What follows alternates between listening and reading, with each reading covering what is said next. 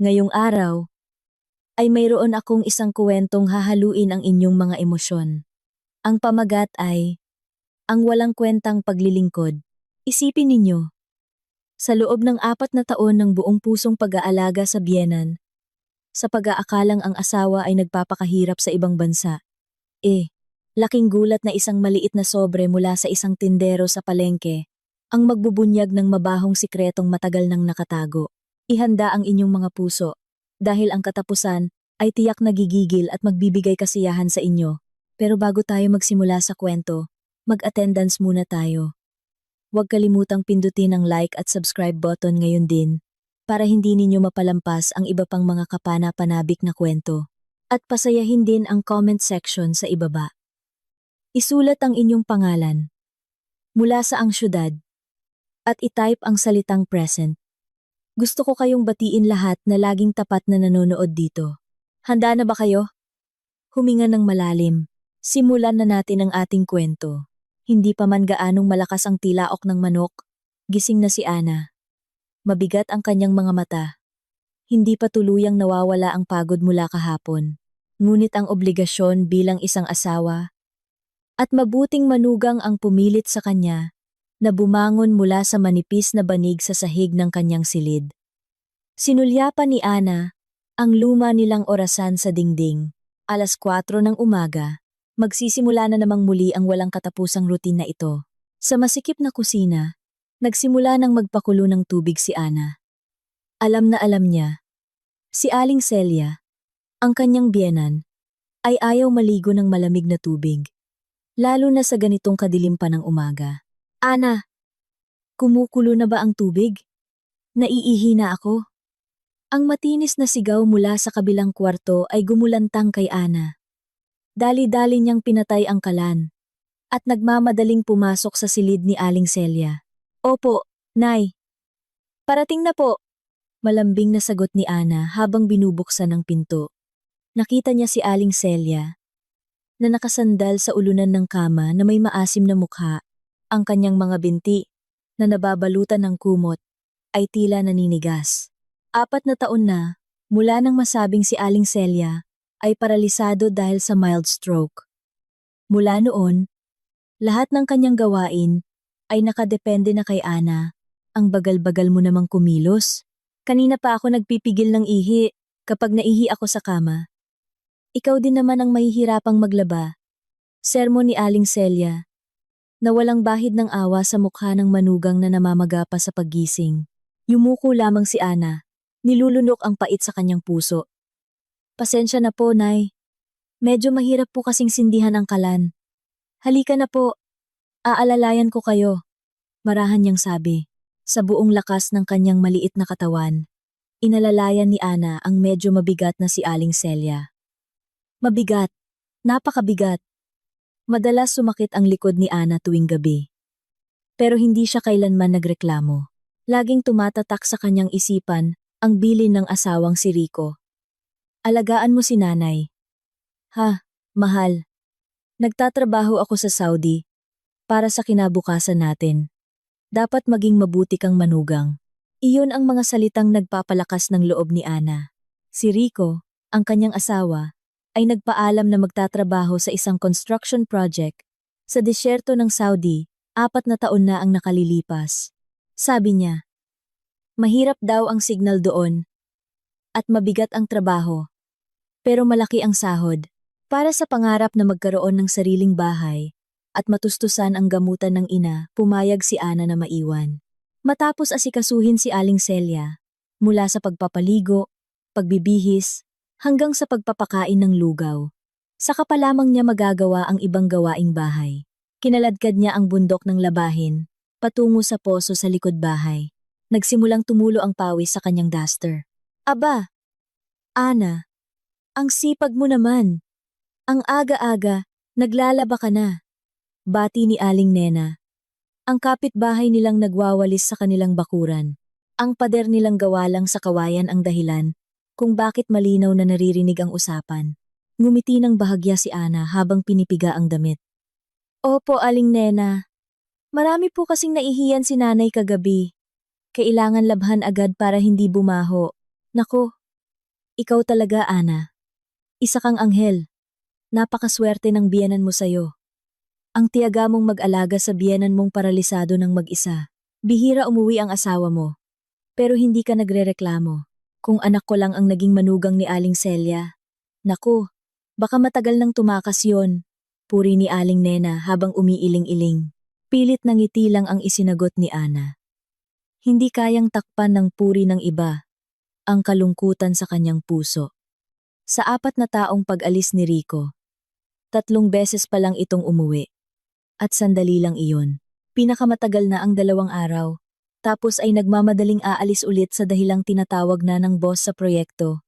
Tanghali, matapos matulog si Aling Celia, umupo si Ana sa isang sulok ng kusina habang hawak ang luma niyang cellphone. May lamat na ang screen sa gilid, pero gumagana pa. Nanginginig sa pananabik ang kanyang mga daliri habang sinusubukang tawagan ang numero ni Rico. Tut, tut, tut.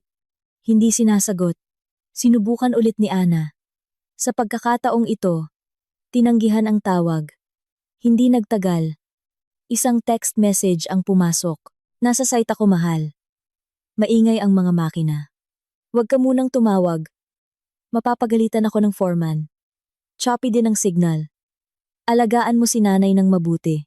Yung allowance, ipapatransfer ko na lang pag nakababa na ako ng syudad. Bumuntong hininga si Ana. Laging ganoon ang dahilan. Samantalang gusto lang naman niyang marinig ang boses ng asawa. Kahit magtanong lang ng kumusta o magkuwento ng pagod sa buong araw. Pero tila nagtayo si Rico ng isang mataas na pader na hindi niya kayang lampasan. Ang kakatwa, madalas marinig ni Ana, si Aling Celia, na tumatawa mag-isa sa kwarto, habang si Ana ay naguhugas ng pinggan. Minsan, nang tanungin niya ito, sinabi ni Aling Celia na nakikinig daw ito sa radiodrama. Pero ganoon ba talaga nakakatawa ang radiodrama? Hapon na, abala na naman si Ana sa pagmamasahe sa mga binti ni Aling Celia. Nagrereklamo ito na naninigas daw. Ayusin mo ang pagmasahe. Huwag yung malambot. Hindi ko maramdaman. Utos ni Aling Celia. Sabay bahagyang sinipa ang balikat ni Ana. Gamit ang paa nitong umano'y paralisado. Nagulat si Ana. Ang sipa ay tila may sapat na lakas para sa isang taong paralisado. Ngunit agad niyang iwinaksi ang masamang isipin. Baka reflex lang iyon ng muscle. Naisip niya. Muli niyang diniinan ang pagpindot ng kanyang mga daliri sa binti ni Aling Celia. Nay, paubos na po ang bigas natin ngayong buwan. Pati kuryente, patay sindi na. Hindi pa po nagpapadala si Rico ng pera. Baka po may naitabi kayo kahit kaunti. Para maabono muna. Maingat na tanong ni Ana. Alam niyang sensitibong paksa ito. Agad na naging mabangis ang mukha ni Aling Celia. Ikaw talaga. Nagpapakahirap ang asawa mo sa disyerto. Tapos ikaw dito.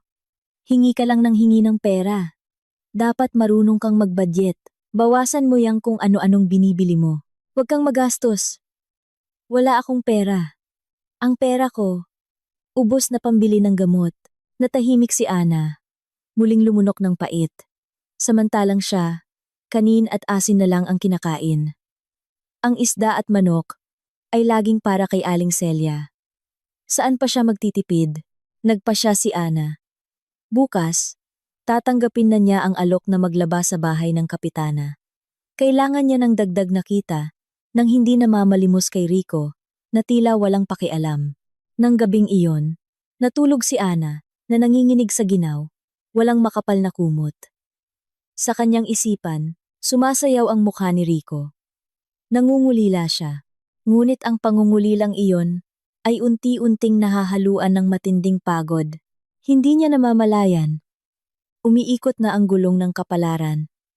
Naghahandang buksan ang tabing na matagal nang nakasara sa masikip nilang bahay. Ipinikit ni Ana ang kanyang mga mata. Nagdarasal na sana'y laging malusog ang kanyang asawa. Hindi alam na ang kanyang tapat na dasal ay para sa maling tao.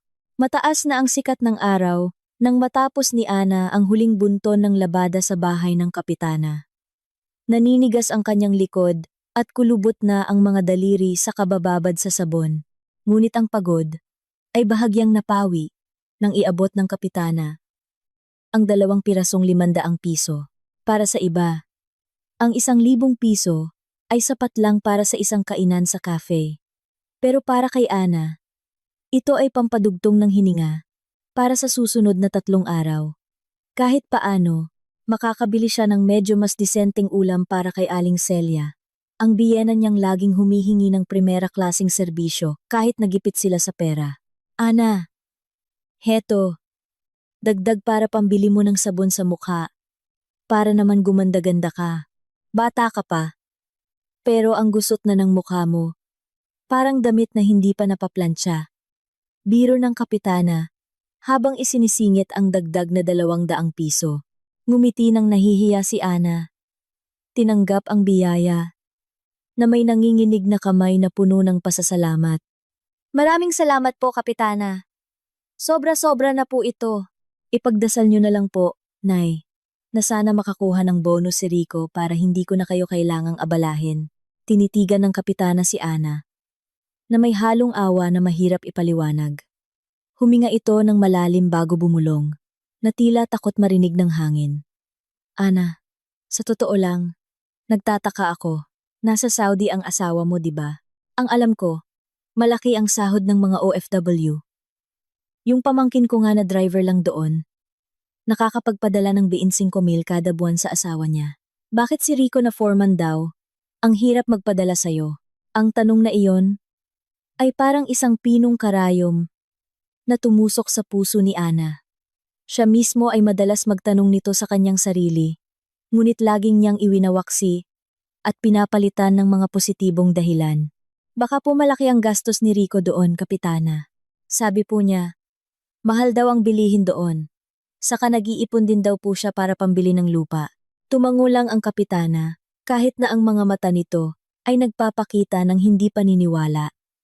Sige na, ipagdasal na lang natin ang pinakamabuti. Mag-ingat ka sa daan, habang pauwi. Gulong-gulo ang isip ni Ana.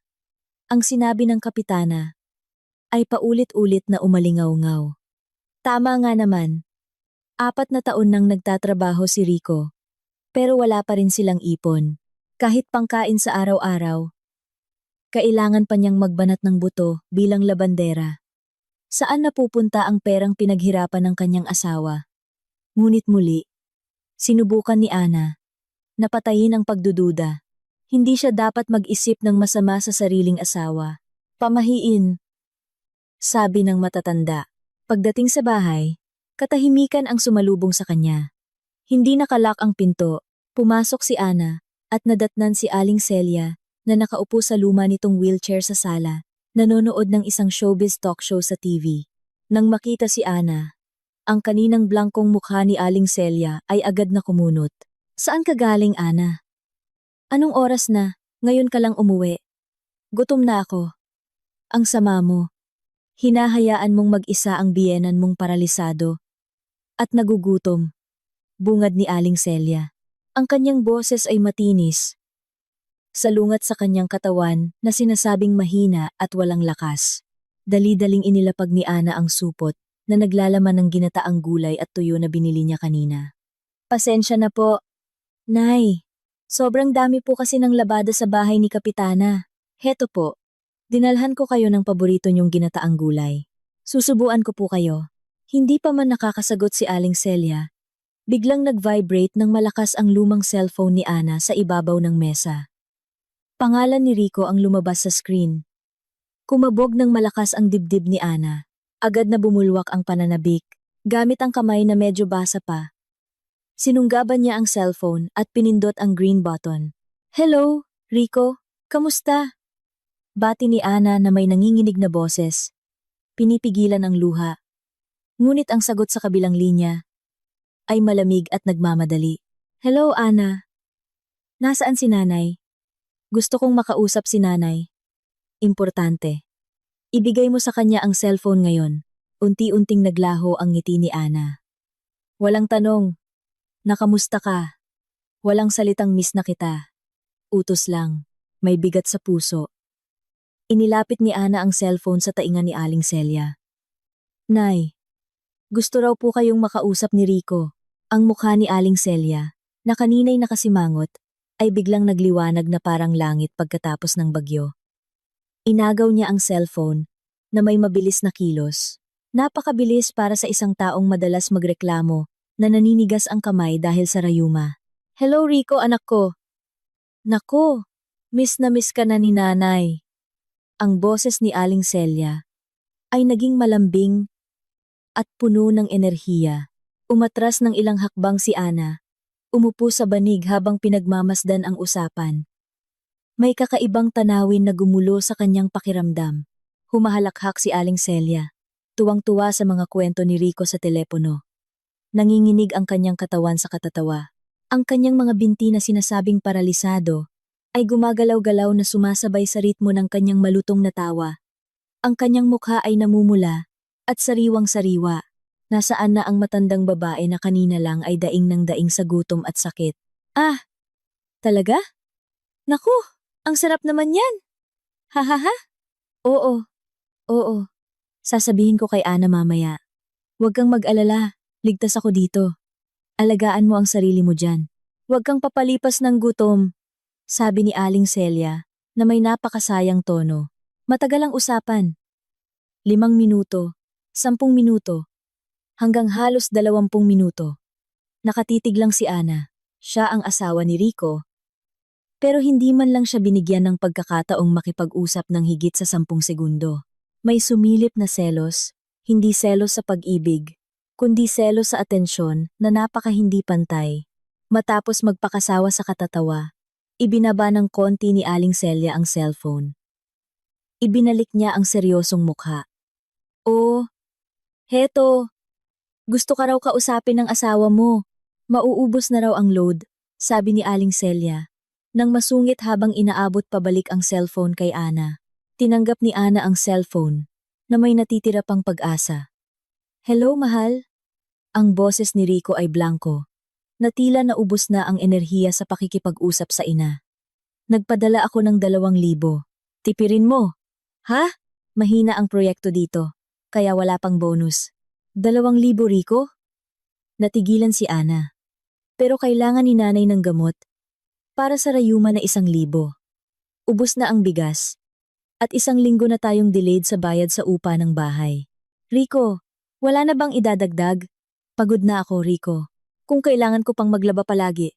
Ang boses ni Ana ay nagsimulang mamasa, pinipigilan ang luhang gustong kumawala. Katahimikan sa kabilang linya. Tapos ay marahas na buntong hininga. "Huwag kang ngang puro reklamo." "Bakit ba ha? Ako dito nagpapakahirap. Buhay ang taya. Ikaw dyan sa bahay. Paisi-isi lang sa pag-aalaga kay nanay. Ang dami mo pang reklamo. Matuto kang magpasalamat. Dapat naiintindihan mo ang sitwasyon ng asawa mo." Sigaw ni Rico. Sa wakas ay bumuhos ang luha ni Ana. Paisi-isi? Ang mga kamay niyang kumakapal na sa kakalaban ng damit ng iba para sa isang subong kanin. At sasabihin ng asawa niya, na paisi-isi lang siya, hindi ako nagrereklamo. "Rico, humihingi lang ako ng patas na trato. Asawa mo rin ako." "Ah, basta. Choppy na ang signal. Magpapadala na lang ulit ako pag may extra. Alagaan mo si nanay ng mabuti." "Naku, pag nagsabi si nanay na pinapabayaan mo siya." "Tut," biglang pinutol ang tawag. Natulala si Ana, na nakadikit pa ang cellphone sa tainga. Ang mahabang tunog ng tut ay tila humihiwa sa kanyang puso. Mas masakit pa sa anumang sigaw. Tinitigan niya ang screen na unti-unting nagdidilim. Kasing dilim ng kanyang nararamdaman ngayon. 2,000 piso. Sa syudad na ito, sapat lang iyon para sa 1 linggong pagkain. Kung sobrang magtitipid, hindi pa kasama ang kuryente, tubig, at mga espesyal na pangangailangan ni Aling Celia. "Hoy, nagde-daydream ka pa dyan. Nasaan na ang pagkain? Nanginginig na ako sa gutom." Ang sigaw ni Aling Celia ay gumising kay Ana mula sa pagkatulala. Bumalik na sa dati ang matanda, mabangis, at mapaghanap. Ang masayang aura habang kausap si Rico ay nawala na parang bula. Pinunasan ni Ana ang kanyang mga luha gamit ang likod ng kamay. Tumayo siya. kumuha ng plato, at nagsandok ng kanin at ginataang gulay. Nang isubo niya ang unang kutsara sa bibig ni Aling Celia, agad niya itong iniluwa. "Pwe, ang alat. Gusto mo ba akong lasunin ha? Dahil ba kakarampot lang ang pinadala ni Rico? Basura na ang ipapakain mo sa akin?" Nanlilisik ang mga mata nito. Samantalang alam na alam ni Ana na tama lang ang timpla ng luto niya. Hindi na siya kumibo. Kumuha lang ng tissue para punasan ang tirang pagkain sa baba ni Aling Celia. "Pasensya na po. Nay, baka mapait lang po ang panlasa ninyo. Gagawa na lang po ako ng matamis na tsaa." "Palusot pa! Sabihin mo na lang na inis ka kay Rico kaya sa akin mo ibinubunton." Marahas na tinabig ni Aling Celia ang kamay ni Ana. Umatras si Ana. Pinipigilan ang hikbi na kumawala. Sa loob-loob niya, sumisigaw siya. Bakit napakabait ni Rico sa ina niya, pero napakabagsik sa kanya? At bakit kayang magbago ni Aling Celia ng 180 degrees sa isang iglap lang? May mali. Mayroong napakalaking mali. Nang gabing iyon, hindi makatulog si Ana. Naalala niya ang mukha ni Aling Celia habang nasa telepono kanina. Iyon ay mukha ng isang taong malusog, walang bahid ng sakit, at si Rico. Ang background noise habang tumatawag kanina ay hindi maingay na makina ng proyekto o ingay ng disyerto tulad ng madalas niyang ikwento. Kanina, tahimik. Paminsan-minsan ay may maririnig na mahinang busina ng sasakyan at malamyos na classical music. Iling-iling si Ana. Imposible. Baka radyo lang iyon sa barracks ng mga trabahador. Tumayo si Ana. Dahan-dahang naglakad patungo sa silid ni Aling Celia para tingnan ang kalagayan ng biyenan. Bahagyang nakabukas ang pinto. Sumilip si Ana. Sa ilalim ng madilim na ilaw ng lampara, nakita niya si Aling Celia na nakaupo sa gilid ng kama. Hindi nakahiga sa sakit, kundi nakaupong tuwid habang nagbibilang ng mga piraso ng asul at dilaw na pera. Medyo makapal. Nanlaki ang mga mata ni Ana. Saan kumuha si Aling Celia ng ganoon karaming pera? Tanda pa niya. Hindi siya kailanman nagbigay ng cash kay Aling Celia dahil lahat ng pangangailangan nito ay siya ang bumibili. Sabi ni Rico, kakatransfer lang niya ng 2,000 sa account ni Ana. Kaya imposibleng galing iyon kay Rico na ipinadala sa post office. Pinigil ni Ana ang hininga. Takot na matuklasan. Mukhang kontento si Aling Celia. Hinahalikan pa ang mga pera. Tapos ay isinuksok sa ilalim ng kutsyon. Sa gitnang bahagi na mahirap abutin. Pagkatapos noon, humiga si Aling Celia. Nagtalukbong ng kumot. At ilang sandali lang, ay maririnig na ang mahinang hilik. Nang hina ang mga tuhod ni Ana. Dahan-dahan siyang bumalik sa kanyang silid. Ang palaisipan ay lalong nagiging komplikado. Si Rico na kuripot, si Aling Celia na may lihim na ipon, at ang biglaang pagbabago ng ugali. Nang gabing iyon, sa gitna ng nakabibinging katahimikan, ang buto ng pagdududa ni Ana ay nagsimulang tumubo, naghihintay ng panahon upang sumabog. Alam niya, hindi na siya maaaring manahimik na lang at tanggapin ang kapalaran. May itinatago ang mag-ina sa kanya, isang bagay na malaki at marahil ay masakit. Kinabukasan, mas malamig pa kaysa karaniwan ang pakiramdam sa bahay. Kahit na sumisikat na ang araw sa mga siwang ng bentilasyon, nagwawalis si Ana na parang makina. Ngunit ang isip niya ay lumilipad sa nangyari kagabi. Ang imahe ng tumpok ng pera sa kamay ni Aling Celia ay patuloy na bumabagabag sa kanya. Paano nangyari na ang biyenan niyang laging nagmamakaawa, na wala siyang pambili ng gamot, ay nagtatago pala ng milyones sa ilalim ng kutson? Ang pag-uusisa ay nagtulak kay Ana na lakasan ang loob na magtanong. Habang naghahatid ng mainit na tsaa sa silid ni Aling Celia, sinubukan ni Ana na magsimula ng usapan. Nay, pupunta po ako sa palengke mamaya. Yung pera po galing kay Rico kahapon. 2,000 lang. Nabayaran ko na po ang kuryente at nakabili ng bigas. Kung gusto niyong magpabili ng magandang gamot para sa rayuma, baka po may naitabi kayong pera? Kasi po sakto lang po talaga ang pambili ng ulam. Nagtanong si Ana sa pinakamahinahong paraan. Tinitigan niya ng mabuti ang mukha ng biyenan. Si Aling Celia, na nagsusuklay ng kanyang namumuting buhok, ay biglang huminto. Mula sa refleksyon ng lumang salamin, tinitigan niya ng masama si Ana, na nakatayo sa likod niya. Anong ibig mong sabihin, Ana? Pinagbibintangan mo ba akong may tinatagong pera? Tumaas ang boses ni Aling Celia. Ang pagkunwaring nasaktan ay kitang-kita. Saan naman ako kukuha ng pera, Aber? Sa tingin mo ba, ang isang paralisadong tulad ko ay makakahanap ng pera? Sa pagiging kapre? O duwende? Ang pera ko ay galing lang sa awa ninyo ni Rico. Kung kakarampot lang ang padala ni Rico, iyon ang kapalaran natin. Huwag mong pilitin ang isang matandang may sakit. Napalunok si Ana. Hindi po ganoon. Nay, kagabi po kasi, nagising ako para umihi. Tapos nakita kong medyo bukas ang pinto ninyo. Parang nakita ko po kayong may hawak na pera. KRRAAAKKK! Ang baso ng tsaa sa tabi ng kama ay natabig ng kamay ni Aling Celia at nabasag. Ang mainit na tsaa ay kumalat sa sahig. Sumigaw si Aling Celia. Namumula ang mukha sa galit. Ngunit ang mga mata nito ay nagpapakita ng pagkataranta na sinusubukang takpan ng galit. Ah, kaya pala. Nagmamanman ka na pala ngayon. Sinisilip mo ako habang natutulog. Ang lakas ng loob mo, Ana. Hindi iyon pera. Mga resibo iyon ng utang ng yumaong tatay mo na binabasa ko para alalahanin siya. Malabo na ba ang mata mo o bulok na ang puso mo para pagbintangan ang sarili mong biyena na nagtatago ng pera? Dali-daling lumuhod si Ana para pulutin ang mga bubog. Pasensya na po, Nay. Nagkamali lang po ako ng tingin. Huwag po kayong magalit. Baka tumaas na naman ang presyon ninyo. Pinili ni Ana na sumuko. Ang pakikipagtalo kay Aling Celia sa umaga ay uubos lang ng kanyang manipis ng lakas. Ngunit, ang maliit na boses sa kanyang puso ay tumatangging maniwala. Ang resibo ng utang ay hindi kulay asul at dilaw tulad ng 1,500 piso. Ang kasinungalingan ni Aling Celia ay lalong nagpatibay sa pader ng pagdududa sa puso ni Ana.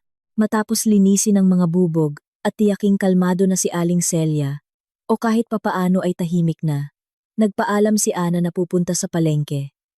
Naglakad siya sa masikip na eskinita palabas ng kanilang lugar. Ang palengke ay halos 2 kilometro ang layo. Dati, sumasakay siya ng tricycle.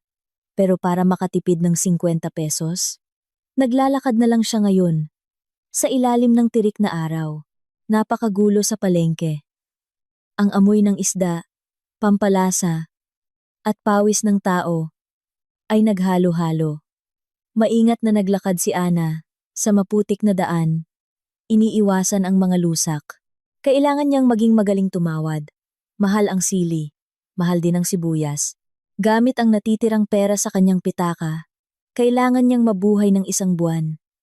Ibig sabihin, ang ulam nila araw-araw ay tokwa, tuyo, at kangkong na lang. Ang karne ay isang luho na hindi niya alam kung kailan matitikman ulit. Matapos bumili ng mga pangunahing pampalasa, nagtungo si Ana sa pwesto ng kanyang suking magugulay sa isang sulok. Pag-aari ito ni Mang Cardo. Isang mabait na lalaki, karaniwan. Si Mang Cardo ay bumabati kay Ana nang malakas na may kasamang biro. Oh, Ining Ana, ang butihing asawa dumating na. Anong bibilhin mo ngayon? Ang kangkong natin. Sariwa pa, parang ikaw, Ineng. Ganyan karaniwan ang bati ni Mang Cardo. Pero iba ngayon. Nang lumapit si Ana, abala si Mang Cardo sa pag-aasikaso sa isang ginang na tumatawad sa presyo ng pechay. Ngunit nang mahagip ng mata ni Mang Cardo si Ana, agad na nawala ang ngiti sa kanyang labi. Naging tensyonado ang kanyang mukha. Nagmamadali niyang sinerbihan ang ginang, na tila gustong mapaalis agad ang ibang tao. Mang Cardo, kangkong po, 2 tali, at 1 sayote, sabi ni Ana, habang namimili. Naramdaman niya ang pagbabago sa kilos ni Mang Cardo. Tila siya balisa. Ang kanyang mga mata ay palingalinga, na tila tinitiyak na walang nakikinig sa kanila. Hindi sumagot si Mang Cardo nang may kasamang biro. Binalot niya ang mga gulay ng mabilis. Nanginginig ng bahagya ang kanyang kamay. Kumunot ang noo ni Ana. Mang Cardo, may sakit po ba kayo? Namumutla po kayo? Nag-aalalang tanong ni Ana. Umiling ng mabilis si Mang Cardo. Yumuko siya papalapit kay Ana. Bumulong siya ng mahina. Ineng Ana, mag-isa ka lang ba? Walang kasamang kapitbahay? Umiling si Ana. Naguguluhan. Huminga ng malalim si Mang Cardo. Tila nakikipagbuno sa sarili. Dumukot siya sa bulsa ng kanyang maruming apron at naglabas ng isang maliit at lukot na brown na sobre. Sa mabilis na kilos, isinilid niya ang sobre sa ilalim ng bayong ni Ana at tinabunan ng kangkong at sayote. Nagulat si Ana. Tay, ano po it? Shh! Inilagay ni Mang Cardo ang hintuturo sa kanyang labi. Nanlaki ang mga mata niya sa pagbabala. Huwag mong bubuksan dito, Neng. Delikado? Maraming mata. Mabait kang tao. Ineng Ana, hindi ko kayang makitang niloloko ka pa ng matagal. Kumabog ng malakas ang dibdib ni Ana. Niloloko? Anong ibig niyong sabihin, Tay? Tungkol kanino po ito? Muling lumingalinga si Mang Cardo. Ang ingay ng palengke ay tila naglalaho sa kanilang lihim na usapan.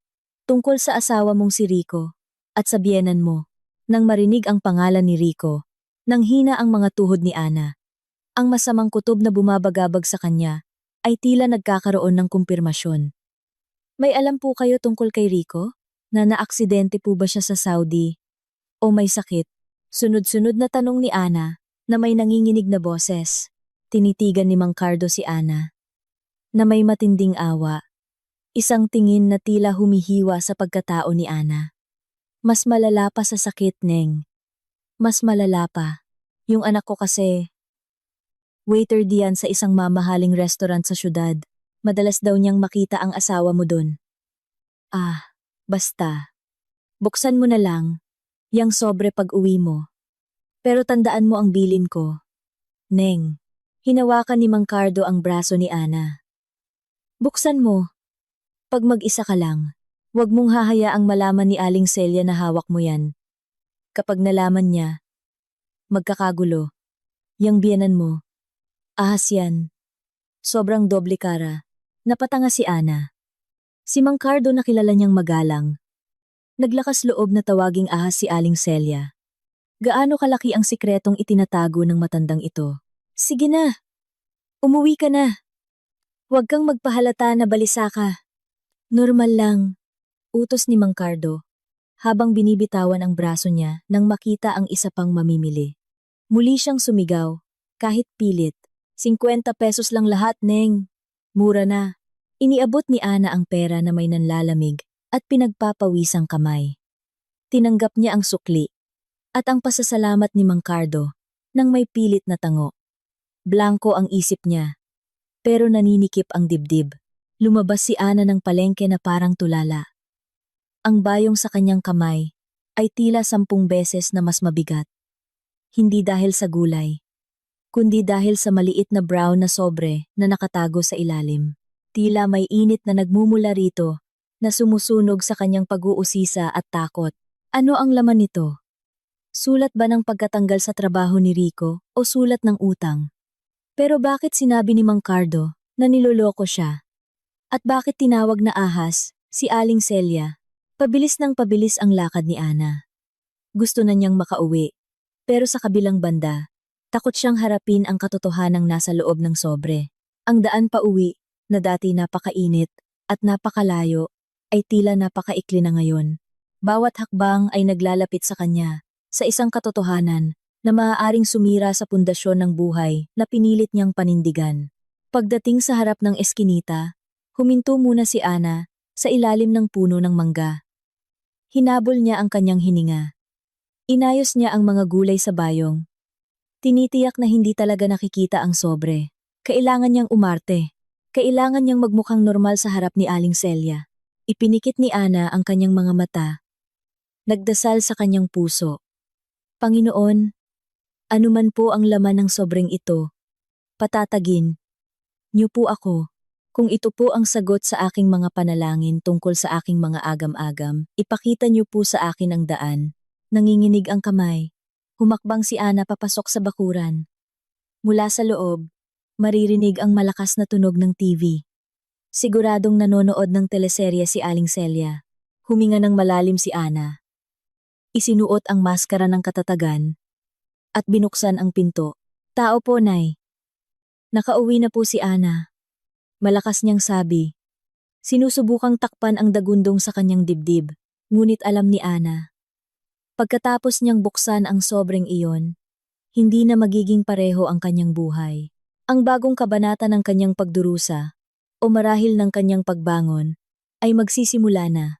At ang sobre mula kay Mang Cardo, ang susi. Ano ba naman yung pinamili mo, Ana? Ang tagal-tagal mo. Ang matinis na boses ni Aling Celia ay agad na sumalubong kay Ana. Pagtapak niya sa loob, naniningkit ang mga mata ng matanda. Tinitignang mabuti ang bayong ni Ana, na may hinala, na tila takot na nagtago ang manugang ng masarap na pagkain para kainin mag-isa. Sinikap ni Ana na pakalmahin ang kanyang kumakabog na puso. Mahigpit niyang hinawakan ang tangkay ng bayong. Tinitiyak na hindi gumagalaw ang brown na sobre sa ilalim. Mahaba po ang pila. Nay, sobrang dami po ng tao sa palengke. Pinili ko pa po yung pinakasariwang kangkong. Para sa inyo, sagot ni Ana, na medyo paos ang boses.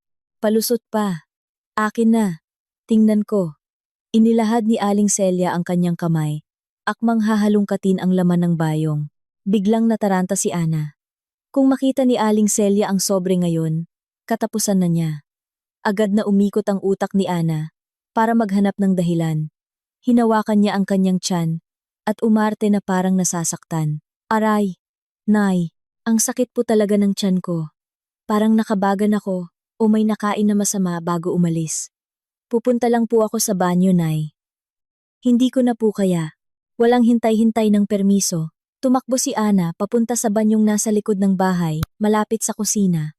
Binaliwala niya ang sigaw ni Aling Celia na minumura siya dahil sa pagiging bastos. Walang modong manugang. Titingnan lang ang pinamili. Tatakbuhan ka. Naku, pag nagtagal ka dyan, tambak na ang hugasin. Isinara ng malakas ni Ana ang pinto ng banyong gawa sa kalawangin na yero. At nilak ito. Humihingal siya. Sa masikip at maalinsangang espasyo na iyon. Ito lang ang lugar kung saan mayroon siyang privacy. Kinuha ni Ana, mula sa kanyang bulsa, ang lukot na brown na sobre. Tila mainit ito sa kanyang kamay. Nanginginig, pinunit niya ang gilid ng sobre. Hindi sulat ang laman, kundi ilang piraso ng litratong nakaprint sa makintab na papel. Hinila ni Ana ang unang litrato. Tila huminto sa pagdaloy ang dugo ni Ana. Sa litrato, nakita niya si Rico, ang kanyang asawa, ang lalaking sinasabing nagpapakahirap sa gitna ng disyerto ng Saudi, naliligo sa putik at pawis para sa kanilang kinabukasan. Pero sa litratong iyon, ibang-iba ang hitsura ni Rico. Nakasuot siya ng plantsadong light blue na polo shirt. Ang gupit niya ay parang sa isang binatang ehekutibo. Nakaupo siya sa isang malambot na silya. Sa harap niya ay isang malaking plato na may makapal na stick at isang baso ng magandang kulay pulang inumin. Pinigil ni Ana ang hininga. Hinila ang pangalawang litrato. Sa pagkakataong ito, hindi na mag-isa si Rico. Sa tabi niya ay isang magandang babae. Maputi ang balat, kulot ang buhok, at nakasuot ng mukhang mamahaling damit. Ang kamay ng babae ay nakaakbay ng buong pagmamahal sa braso ni Rico. Pareho silang tumatawa. Nagtitinginan na puno ng pag-ibig. Ang ngiti ni Rico sa litratong iyon ay ang ngiting matagal nang nawala sa buhay ni Ana. Ang ngiting minsan nang nagpaibig kay Ana, ngayon ay libreng ibinibigay sa ibang babae. Tumulo ang luha ni Ana. Pumatak mismo sa makintab na litrato. Ngunit ang pinakamalaking sorpresa ay nasa ikatlong litrato. Kinuha ito mula sa malayo. Ngunit malinaw pa rin. Nakatayo si Rico habang karga ang isang batang lalaki. Ang bata ay maputi, bilugan ang mga mata, at ang mukha. Ang mukha niya ay perpektong kopya ng mukha ni Rico. Tumatawa ang bata, habang hawak ang isang lobo. Sa tabi nila, nakangiti ang magandang babae, habang hawak ang maliit na paa ng bata. Mukha silang isang masayang pamilya.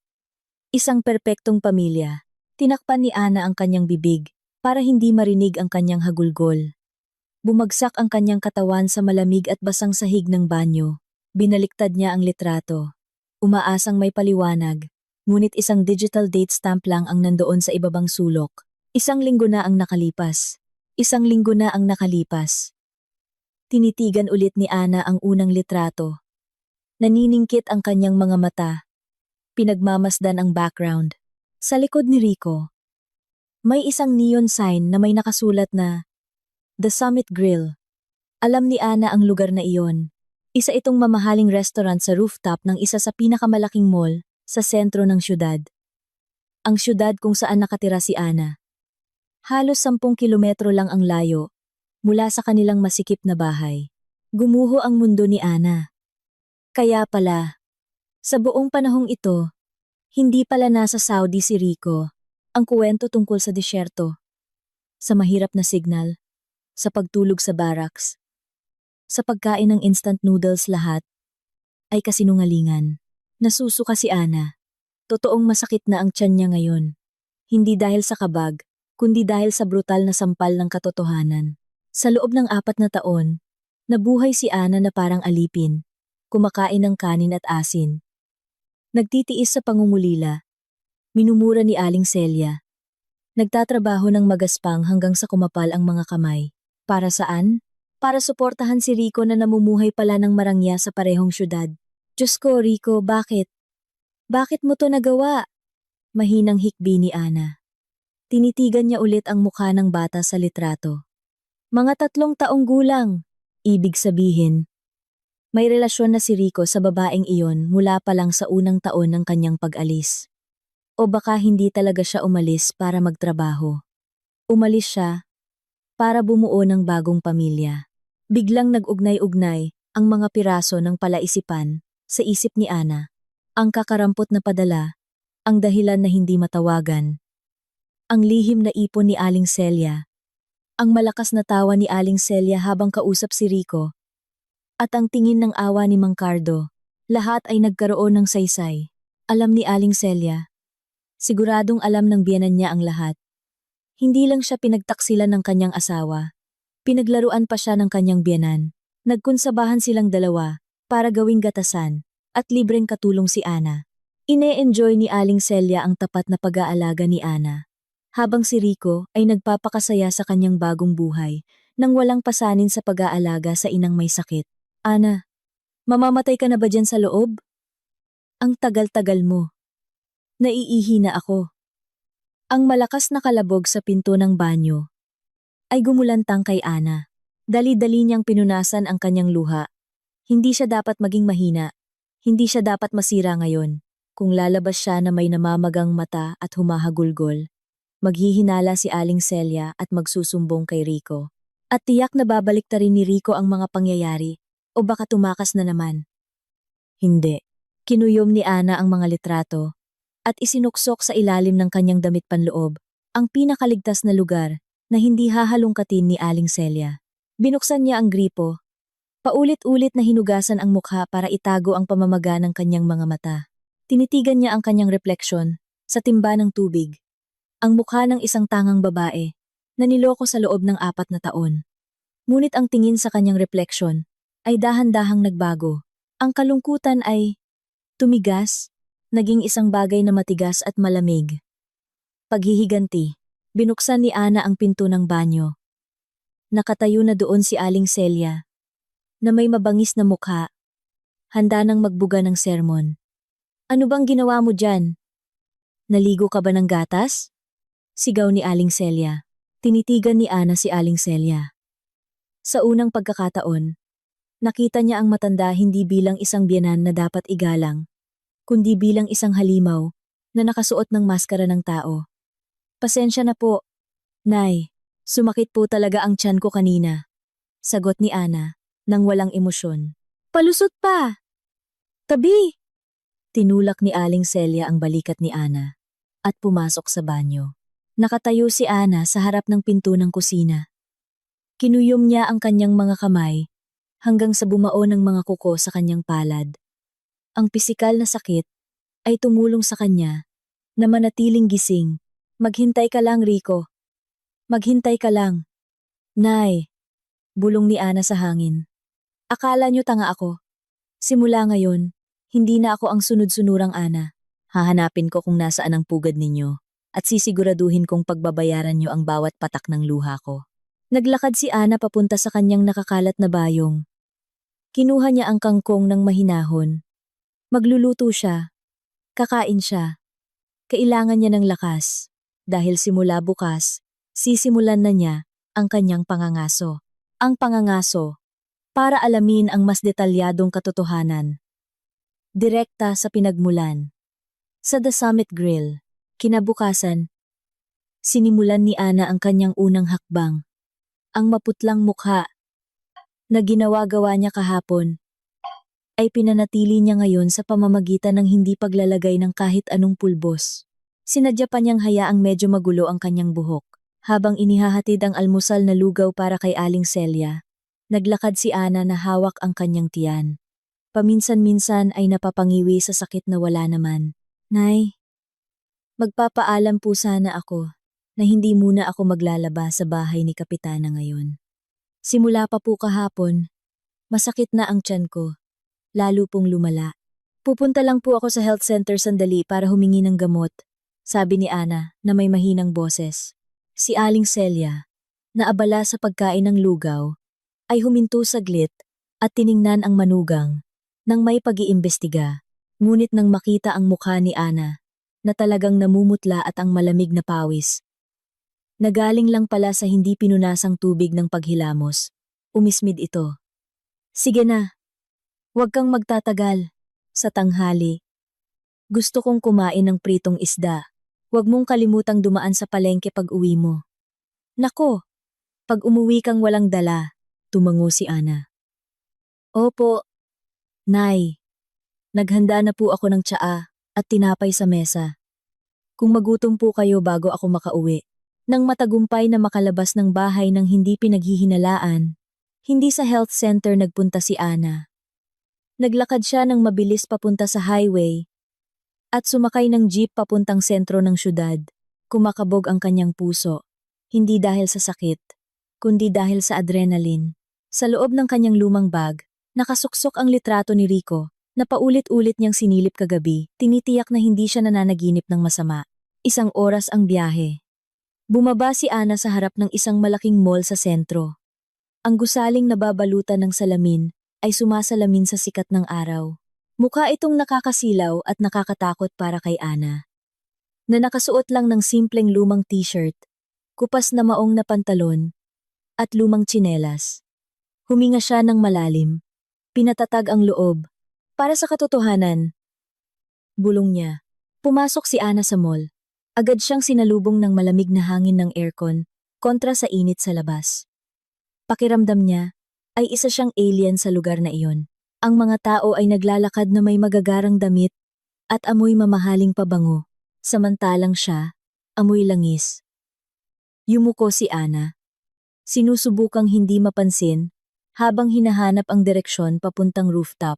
Dinala siya ng isang glass elevator sa pinakamataas na palapag. Pagbukas ng pinto, isang malaking karatula na The Summit Grill ang sumalubong sa kanya. Mukhang napakamarangya ng lugar. Makintabang marmol na sahig. May mga chandelier na nakasabit at ang tanawin ng siyudad ay malinaw na nakikita mula sa mga dingding na salamin. Ang mga waiter na nakauniporme ay paikot-ikot na may dalang mga tray ng pagkain na ang presyo ay katumbas siguro ng 1 buwang gastusin ni Ana. Nahihiyang tumayo si Ana malapit sa pasukan. Isang magandang receptionist ang tumingin sa kanya na may bahid ng pagmamaliit. Ngunit nanatiling propesyonal ang ngiti. Good afternoon, ma'am. Can I help you? For reservation po, or may imimit kayo? Tanong nito. Tiningnan siya, mula ulo hanggang paa. Kinuyom ni Ana ang kanyang bag. Alam niyang hindi siya bagay doon bilang bisita.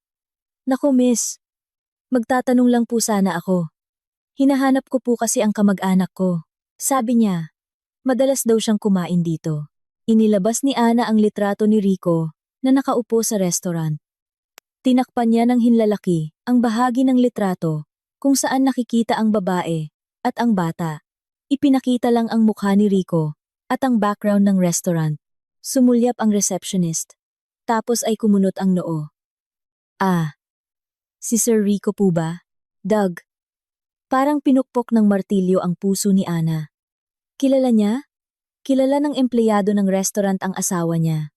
Ibig sabihin, totoo. Regular na customer si Rico. Opo, kilala niyo po? Tanong ni Ana. Sinusubukang itago ang panginginig ng boses. Oo naman po, ma'am. VIP member po dito si Sir Rico. Madalas po siyang mag-dinner dito tuwing weekend. Sagot ng receptionist ng kaswal. Hindi niya alam na sinisira niya ang puso ng babaeng kaharap niya. Pero hindi pa po siya dumarating ngayon. Karaniwan, tuwing Sabado ng gabi po siya pumupunta. Tuwing weekend, kinagat ni Ana ang kanyang labi. Tuwing weekend, kumakain ng masarap si Rico dito. Samantalang si Ana sa bahay, minamasahe ang paa ni Aling Celia habang nagtitiis ng gutom. Miss, alam mo ba kung saan nakatira si Sir Rico? May bigla ang problema kasi sa pamilya. Hindi matawagan ang cellphone niya.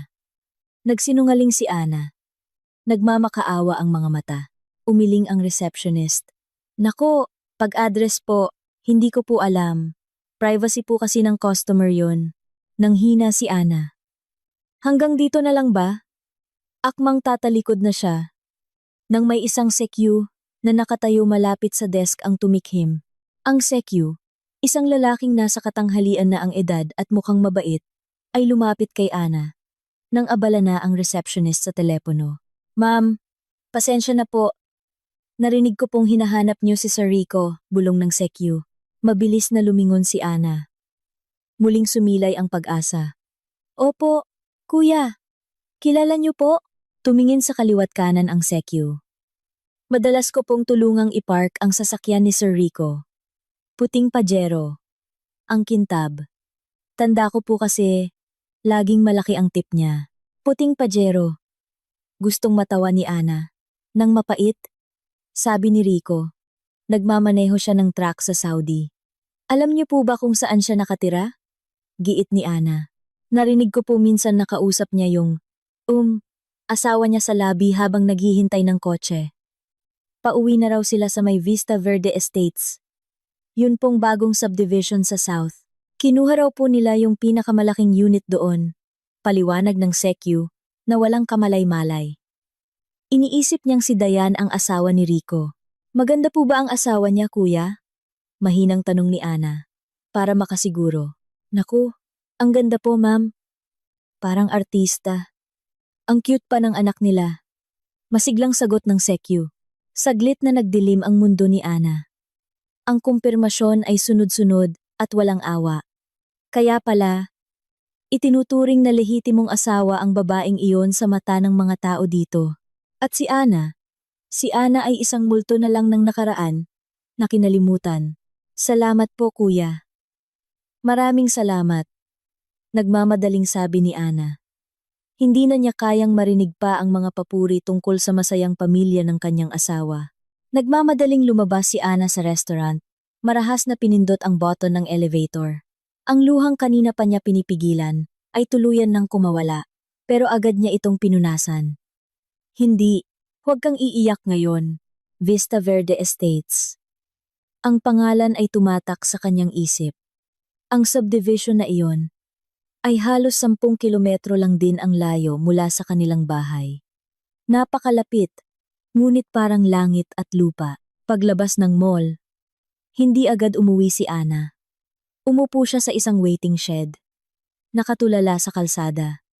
Ang mga katotohanan ay kumpleto na. Hindi nasa Saudi si Rico. Mayaman si Rico. May mamahaling kotse si Rico. May bago si Rico na magandang asawa. At nakatira sila sa Vista Verde Estates. Hinimasimas ni Ana ang kanyang sumisikip na dibdib. Ang sakit ay hindi na kalungkutan, kundi galit. Isang galit na tumutupok sa lahat ng natitirang pagmamahal niya. Nagsinungaling ka, Rico. Sabi mo, sabay tayong maghihirap. Sabay tayong giginhawa. Pero ikaw lang pala ang gumiginhawa at hinayaan mo akong mag-isa sa hirap habang inaalagaan ang nanay mo. Biglang pumasok sa isip niya ang imahe ni Aling Celia. Si Aling Celia na alam ang lahat. Si Aling Celia na nagpapakasasa sa pera ni Rico. Habang si Ana ay binibigyan ng mumo, kinuyom ni Ana ang kanyang kamay. Hintayin mo ako sa bahay, Nay. Malapit nang matapos ang palabas mo, bulong ni Ana. Tumayo siya at pumara ng jeep pa uwi. Ngunit ngayon, ang kanyang layunin ay hindi lang umuwi. Gagawin niya ang isang bagay na mas matapang. Kailangan niyang makita mismo ang bahay sa Vista Verde Estates. Pero bago iyon, kailangan niya munang harapin ulit si Aling Celia. Magpapanggap bilang isang tangang manugang ng kaunti pang panahon habang nagbabalak na ibulgar ang kanilang kabuluka sa harap mismo nila. Sa loob ng masikip na jeep, nagplano si Ana. Hindi siya susugod ngayon. Masyadong madali iyon para sa kanila. Gusto niya ng mas matibay na ebidensya. Gusto niyang makita silang magkasama. At gusto niyang wasakin sila sa panahong pakiramdam nila ay pinakaligtas sila. Tumingin si Ana sa daan na may malamig na tingin. Ang tingin ng isang babaeng ang puso. Ang hapon ay may dalang kulay kahel sa langit nang makarating si Ana sa kanilang bahay. May dala siyang supot ng sariwang isdang galunggong. Espesyal na hiling ni Aling Celia. Sa buong biyahe pa uwi, binuo na ni Ana ang plano sa kanyang isip. Kailangan niyang maglaro ng malinis. Kung sasabog siya ngayon, magiging isa lang siyang suwail na manugang na itataboy nang walang dala, habang si Rico at Aling Celia ay mananatiling payapa sa kanilang buhay na itinayo sa kanyang pagdurusa. Tao po! Sabi ni Ana, pagbukas ng pinto. Saan ka ba nagpunta? Ang tagal-tagal mo. Gutom na ako. Pati gamot ko. Hindi ko pa naiinom, bungad ni Aling Celia mula sa kanyang silid. Huminga ng malalim si Ana. Nagsuot ng isang pilit na ngiti. Pumasok siya sa silid ni Aling Celia. Nakahiga ang biyenan niya habang minamasahe ang noo. Umaarting nahihilo sa gutom. Pasensya na po, Nay. Ang tagal po kasing magpuno ng jeep. Heto po, dinalhan ko kayo ng malalaking galunggong. Iprito ko po ng tuyo na may kasamang bagoong at sili. Paborito ninyo, sabi ni Ana na may huwad na lambing. Agad na nagningning ang mga mata ni Aling Celia nang marinig ang menu. Kahit pilit na pinanatili ang inis, halata na. Sige na, bilisan mo. Huwag mong susunugin. At naku, pag maalat na naman yan tulad kahapon. Nagpunta si Ana sa kusina at nilinis ang isda. Ang isip niya ay lumilipad sa magandang babae sa litrato. Dayan. Ang pangalang binanggit ng Sekyo kanina. Ini-imagine ni Ana kung paano si Dayan ay parang reyna sa mamahaling restaurant. Samantalang siya dito ay amoy lansa para lang pagsilbihan ng ina ng asawang nagtaksil sa kanya. Ang kutsilyo sa kamay ni Ana ay mas marahas na humiwa sa tiyan ng isda. Matapos magluto, dinala ni Ana ang isang tray na may mainit na kanin, pritong isda at bagoong sa harap ni Aling Celia. Napuno ng mabangong amoy ang silid. Si Aling Celia na kanina'y mahina, biglang nagkaroon ng lakas at umupo ng tuwid ng walang tulong. Ayan! Ito ang pagkain! Bulong ni Aling Celia habang kumakain ng mabilis. Natila takot na may umagaw. Umupo si Ana sa sahig. Minamasahe ang manhid na binti ni Aling Celia. Naghintay siya ng tamang sandali. Habang abala si Aling Celia sa pagnguya ng buntot ng isda, nagsimula si Ana. Nay, mahinang tawag ni Ana. Ano na naman? Hihingi ka na naman ng pera? Sagot ni Aling Celia, na hindi lumilingon. Hindi po, Nay. Kanina po sa jeep, may narinig akong tsismis.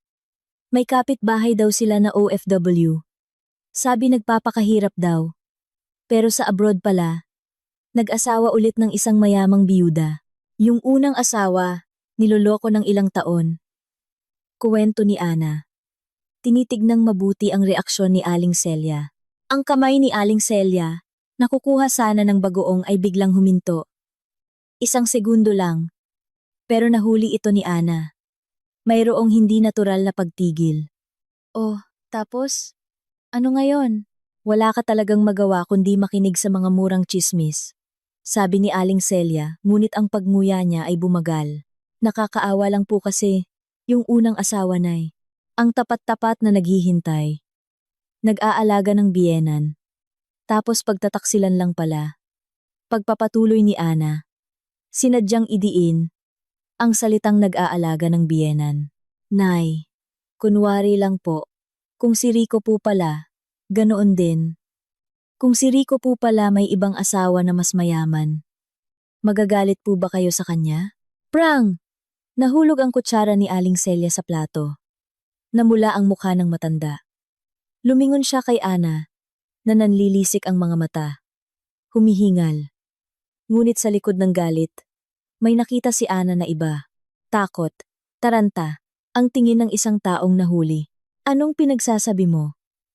Pinagdarasal mong magloko ang asawa mo? Walang utang na loob kang asawa. Sigaw ni Aling Celia. Nagpapakahirap ang asawa mo sa disyerto. Halos mamatay na sa malaria. Para sa'yo, para sa akin. Tapos ganyan ang iniisip mo? Nagtatanong lang po, Nay. Kunwari lang naman po. Depensa ni Ana.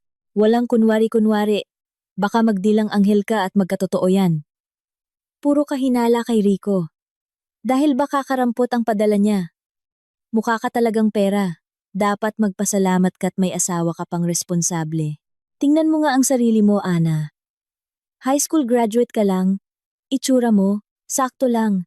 Wala kang kahit ano. Kung hindi ka pinakasalan ni Rico, sinong papatol sa'yo? Ang mga salita ni Aling Celia ay parang bala, matalim at masakit.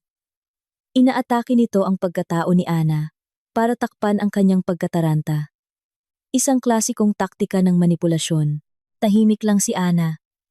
Nakayuko, hindi dahil sa takot, kundi para itago ang mapanuyang ngiti na namumuo sa kanyang labi. Ang reaksyon ni Aling Celia ay sobra-sobra para sa isang kunwaring tanong. Kung walang alam si Aling Celia, dapat ay ipagtatanggol niya ang anak niya ng, "Naku, imposible yan kay Rico." Pero nagalit siya ng husto at binalikan si Ana. Iyon ay isang self-defense. "Pasensya na po, Nay. Hindi ko po sinasadya." Mahinang sabi ni Ana. Nagkukunwaring takot.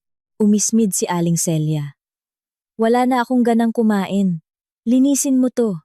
At tandaan mo, huwag ka nang magsalita ng kung ano-ano tungkol kay Rico. Pag nalaman ni Rico na pinagbibintangan mo siya, hindi kita ipagtatanggol pag hiniwalayan ka niya." Nakakatawa na ang banta na iyon sa pandinig ni Ana ngayon. Hiwalayan. Iyon mismo ang hinihintay ni Ana. Pero hindi bago niya sila wasakin. Nilinis ni Ana ang mga plato. Mula sa manipis na kurtina ng kusina, sumilip siya. Nakita niya si Aling Celia na dumukot sa bulsa ng duster. Naglabas ng isang lumang cellphone. Mabilis na nagdial at idinikit sa tainga. Pinatalas ni Ana ang kanyang pandinig. "Hello, Nak. Rico." Bulong ni Aling Celia. "Yung asawa mo, nagiging kakatwa na." "Oo." Nagtatanong tungkol sa pag-aasawa ulit. "Hindi. Parang tsismis lang narinig. Pero natatakot ako. Baka maghinala na siya." "Oo. Mag-ingat ka. Baka malaman niya ang tungkol kay Dayan." "Oo." Sinigawan ko na siya ng husto. Kumulo ang dugo ni Ana. Nanginginig ang katawan niya sa galit. Ang kumpirmasyon ay perpekto na. Si Aling Celia ay hindi biktima.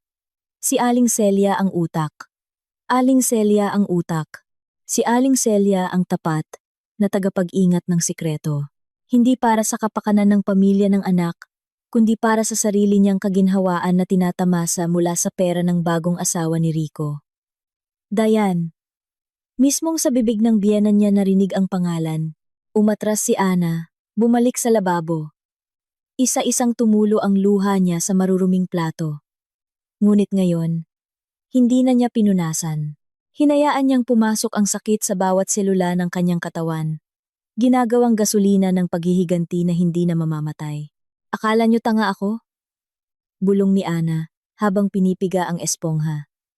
"Akala niyo katulong lang ako na pwedeng lokohin habang buhay? Sige, Nay, kung gusto mong maglaro ng dula-dulaan, magiging mahusay akong katambal. I-enjoy mo ang mga natitira mong payapang araw. dahil malapit nang dumating ang bagyo. Nang gabing iyon, mas payapa ang tulog ni Ana. Wala nang agam-agam. Malinaw na ang kalaban. Malinaw na ang target. Bukas, sisimulan niya ang susunod na hakbang. Ang pagkuha ng mas matibay na pisikal na ebidensya para hulihin silang lahat sa isang patibong na hindi nila matatakasan. Ang lihim na passbook. Kailangan itong mahanap ni Ana. Ang pagkakataong hinihintay ni Ana ay dumating makalipas ang 2 araw. Maaga pa lang, biglang nag-utos si Aling Celia na ihatid siya sa labas. Ana, dalhin mo ako sa labas. Magpapaaraw ako. Maganda raw ang sinag ng araw sa umaga. Para sa mga buto, masunuring tumango si Ana. Maingat niyang itinulak ang wheelchair palabas sa ilalim ng puno ng mangga. Heto po ang tsaa nyo, Nay. Papasok lang po ako sandali. Papalitan ko po ang kobre kama nyo. Amoy kulob na po kasi. Sige, linisin mo ng maayos. Nagmamadaling pumasok si Ana. Ito na ang pagkakataon. Karaniwan. Ayaw ni Aling Celia na iwan ang silid habang nililinis niya ito. Pumasok si Ana sa silid at isinara ang pinto. Dumiretso siya sa kama. Nasaan niya itinago ang pera? Bulong niya. Sinimulan niyang kapain ang ilalim ng unan. Wala. Sa ilalim ng aparador, alikabok lang. Muli niyang tiningnan ang kama. Naalala niya ang gabing iyon nang makita niyang may isinuksok si Aling Celia sa ilalim ng gitna ng kutson. Sa buong lakas. Itinaas niya ang mabigat na kutson. Ang bigat, reklamo niya. Kinapa niya ang mga tabla ng kama at may naramdaman siya. Sa pagitan ng mga tabla, may isang itim na telang supot na maayos na ipinako para hindi mahulog. Ngunit perpektong nakatago, nanginginig na hinila ni Ana ang supot. Sa loob, may isang asul na passbook mula sa isang kilalang bangko at 3 makakapal na bungkos ng 1,000 piso na tinalian ng goma. Tiningnan niya ang passbook, ang pangalan sa account, Celia Cruz. Binuklat niya ang susunod na pahina para tingnan ang mga transaksyon. Nanlaki ang kanyang mga mata. May 01. Incoming transfer. PHP 50,000.00. May 02. Incoming transfer. PHP 50,000.00. May 03. Incoming transfer. PHP 70,000.00. Ang mga numero ay nagpatuloy bawat buwan sa loob ng 4 na taon, hindi bababa sa PHP 30,000. Tiningnan ni Ana ang huling balanse. Total balance. PHP 1,545,040 milyon. Napaupo si Ana sa sahig. 1,500,000 piso. Tumulo ang luha ni Ana.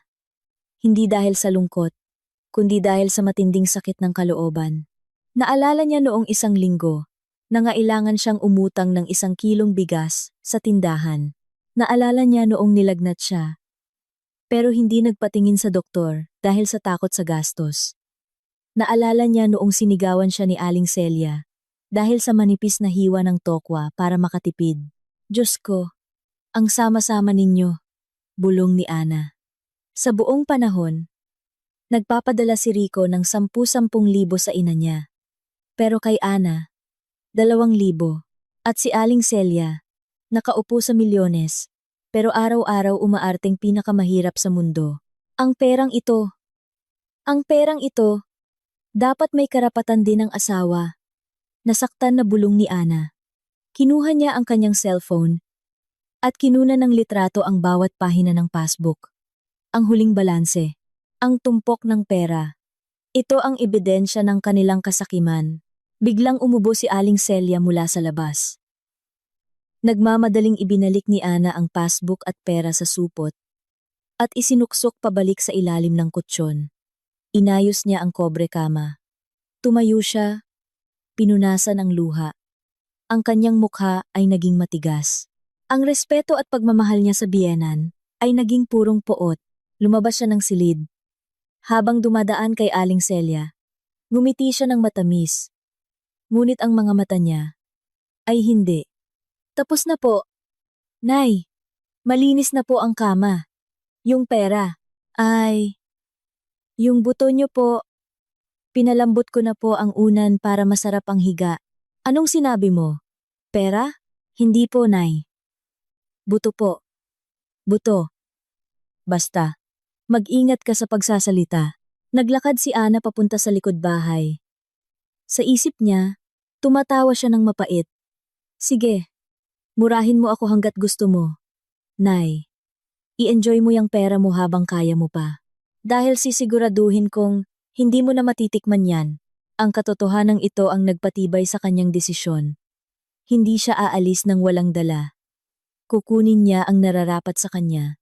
Ang susunod na target, makita mismo ang marangyang buhay ni Rico at ng bago niyang pamilya. Biyernes, araw ng pag-alam. Maaga pa lang, bihis na si Aling Celia. Suot ang kanyang pinakamagandang bestida. Ana, mag-special ka ng tricycle. Magpapa-check up ako sa isang espesyalista sa kabilang bayan. Kailangan ko po ba kayong samahan, Nay? Wag na! Mabilis na tanggi ni Aling Celia. Puno ang sasakyan. Kasama ko si Aling Nena. Maglinis ka na lang ng bodega. Sige po. Nay, ingat po. Nang mawala ang sasakyan, hindi sa bodega nagpunta si Ana. Tumakbo siya sa kanyang silid. Kinuha ang bag at nagsuot ng jacket. Kailangan niyang malaman kung saan talaga pupunta si Aling Celia. Sumakay siya ng tricycle papuntang Vista Verde Estates. Pagdating sa tapat ng gate, nagtago siya sa isang coffee shop sa tabi ng daan. Naghintay siya. 1 oras ang lumipas nang biglang may isang puting pajero na lumabas mula sa subdivision. Huminto ito sa harap ng isang minimart. Bumaba ang isang lalaki. Si Rico, mas mataba at mas malinis kaysa huli niyang uwi. Bumaba rin ang isang magandang babae at isang bata, si Dayan. Ngunit ang nagpakulo ng dugo ni Ana ay nang bumukas ang pinto sa likod. Lumabas si Aling Celia.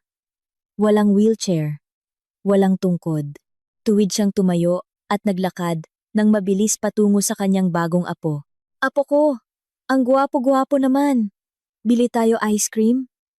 Narinig ni Ana ang masayang boses ni Aling Celia. Tinakpan ni Ana ang kanyang bibig para hindi sumigaw.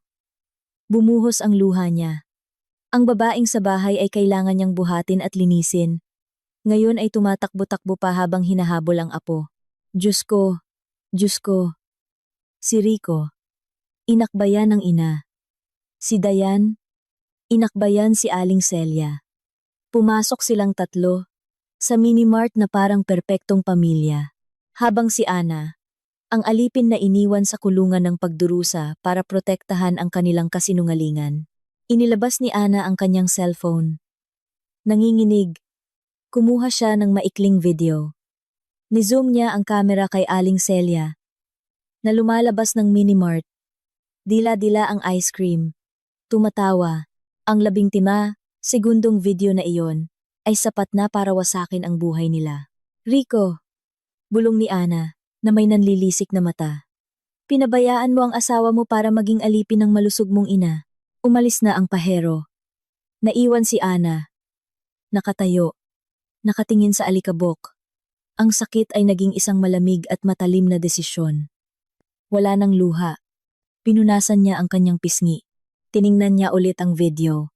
Kompleto na ang ebidensya. Sumakay si Ana ng jeep pa uwi. Ngunit ngayon, umuuwi siya para ihanda ang entablado ng paghuhukom. Magpakasaya ka ngayon, Nay. Dahil bukas, hindi ka na makakatawa. Ang huling yugto ng laro ay nagsimula na. Pagdating sa bahay, sinimulan ni Ana ang kanyang huling paghahanda. Pumasok siya sa silid ni Aling Celia. Muli niyang itinaas ang kutson. Kinuha niya ang supot na may pera at passbook. Inilipat niya ang laman sa kanyang sariling bag. Pinalitan niya ito ng mga ginupit na dyaryo at ibinalik sa ilalim ng kutson. Pagkatapos, inimpake niya ang kanyang mga damit, ang mga importante lang. Damit, diploma, marriage certificate, at gintong alahas na pamana ng ina. Inilagay niya lahat sa isang lumang maleta. Nagpunta siya sa kusina at nagluto. Nagluto siya ng kalderetang kambing, paborito ni Aling Celia. Kumain ka ng marami mamaya, Nay, ito na ang huling hapunan. Bulong niya. Pagsapit ng gabi, malinis na si Ana. Malinis na ang bahay. Nakahain na ang mesa. 6:00, dumating ang inarkilang sasakyan. Muling nag-transform si Aling Celia. Bago pumasok, yumuko siya, nagmukhang pagod, at kinaladkad ang mga paa. Tao po, Nay. Nakauwi na po kayo? Naku, Ana, parang mababali ang likod ko. Sabi ng doktor. Lalo raw naiipit ang ugat ko. Inalalayan ni Ana si Aling Celia. Kawawa naman si nanay. Heto po, nagluto ako ng kalderetang kambing. Para sa inyo. Nagningning ang mga mata ni Aling Celia. Binuksan ko po ang alkansya ko, Nay. Para mapasaya kayo. Kumain ng lahap si Aling Celia. Habang kumakain, nagsimula si Ana. Nay, kanina po, dumaan dito si Kap. Sabi niya, tinitingnan niya lang daw ang listahan ng residente. Tapos sabi ko, baka bukas, hindi na ako dito nakatira. Nabilaukan si Aling Celia. Anong sabi mo? Aalis ka? Iiwan mo ako? Hindi po aalis, Nay. Lilipat lang po. Kasi po, hanggang bukas na lang ang upa natin dito. At wala po akong pambayad. Hindi pa po nagpapadala si Rico. Ano? Paano tayo? Sa ilalim ng tulay. Tawagan mo si Rico ngayon din. Umiling si Ana. Wag na po. Nay, may plano na po ako. Saka, may ipon naman po kayo, di ba? Nakalimutan niyo na po ba? Namutla si Aling Celia. Anong ipon? Tumayo si Ana at lumapit. Bumulong siya sa tainga ng biyenan. Yung ipon po sa ilalim ng kutsyon.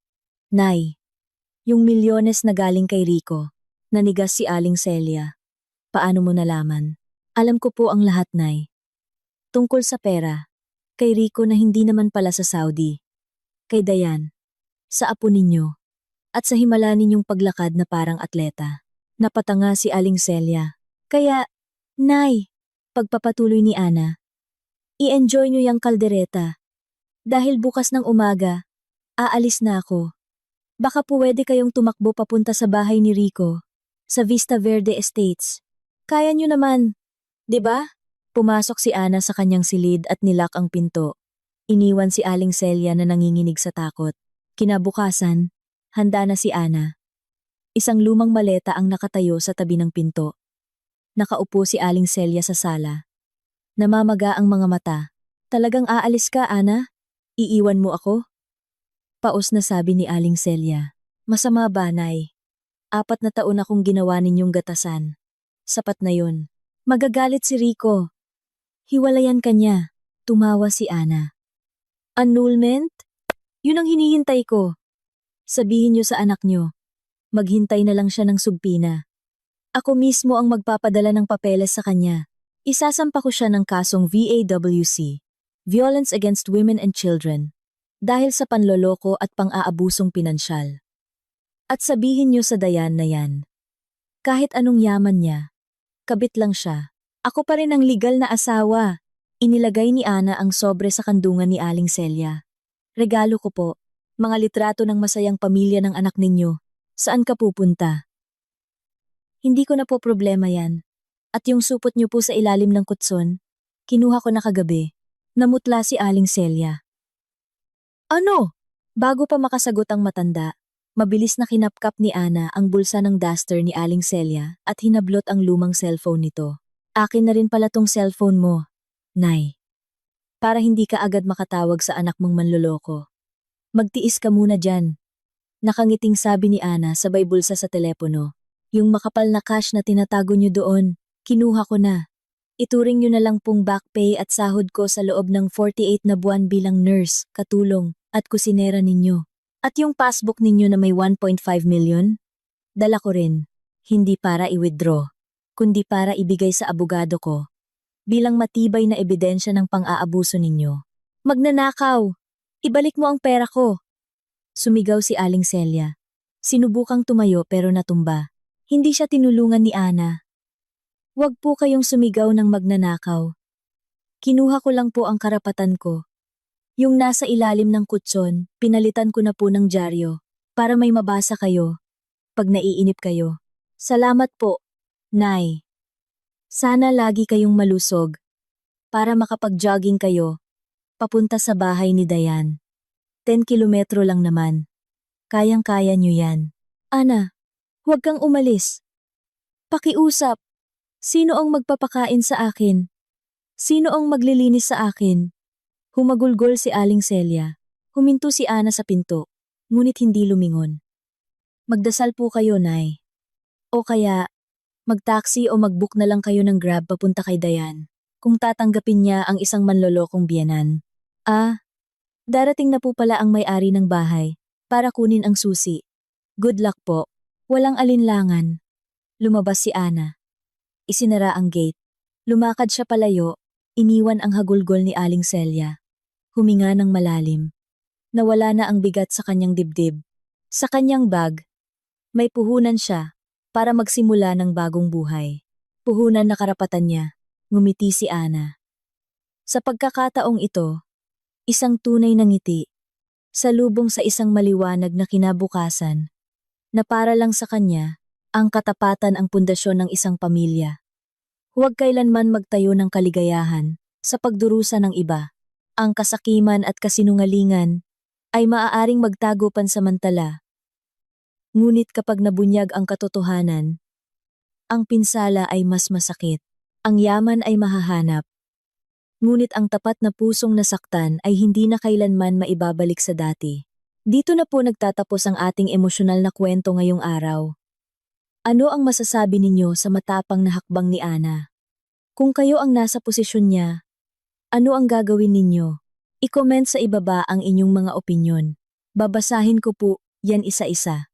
Huwag kalimutang i-like ang video na ito, i-share sa inyong mga kaibigan, at mag-subscribe para hindi kayo mahuli sa mga susunod nating kapanapanabik na kwento.